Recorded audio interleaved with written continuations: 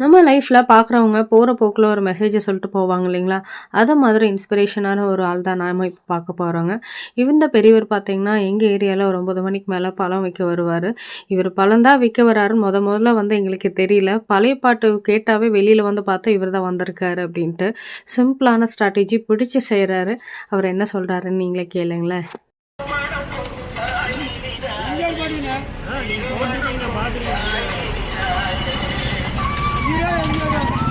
வெகுலியா வாத்தியார் ஃபேன் சொல்லிட்டு போயிட்டாரு. ஆனா, அவருக்குன்னு ஒரு தனித்துவமான ஐடென்டிட்டி உருவாக்கியிருக்காரு.